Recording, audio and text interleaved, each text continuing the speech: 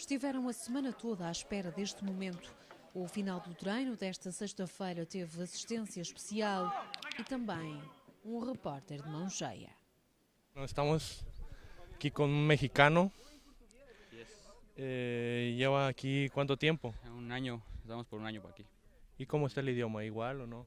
Igual, el mexicano nunca cambia. Qué bueno, qué bueno. Cuéntanos tus experiencias acá en España. Pues las experiencias muy buenas, amigos increíbles, el fútbol bastante rápido y pues un fútbol muy bueno. Qué bueno, qué bueno.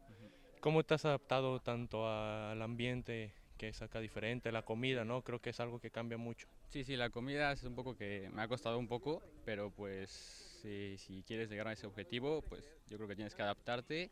Y el ambiente, pues la Ciudad de México es un poco más atareada, pero aquí pues me tengo que acoplar aquí. No, qué bueno, qué bueno.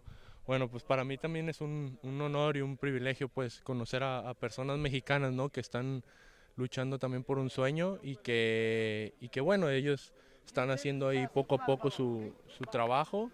Prepara. Vamos. Bola. Bien. Vai esta. Rápido. Movimento de entrada. Na parte final do treino, António Folha chamou os mais velhos para fazer o exercício e sentir bem de perto o que é ser Porto. E para isso, nada melhor que entregar o microfone a Fernando Fonseca. ¿Te ha gustado? Mucho, una experiencia única con los mejores. ¿Qué piensas de Porto? Es un gran club con mucha historia y donde se puede triunfar. ¿A ti te gusta Iker? Me gusta mucho.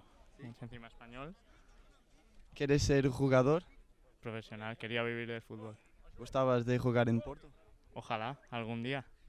Hombre, yo aspiro a lo máximo, contra más mejor. Vamos a empezar aquí y poco a poco veremos los resultados y a ver si podemos llegar más lejos. Já que o Clinique era dedicado aos avançados, quisemos perceber como é que André Pereira encarou esta experiência. É sempre importante ter esta interação com os miúdos que gostam tanto de futebol, como nós também já fomos miúdos e que era o que mais gostávamos de fazer, ainda continua a ser a nossa vida, né? E é sempre bom para eles poder ver e interagir com os jogadores profissionais como nós. Uma manhã memorável para todos, que ficou registada para a posteridade.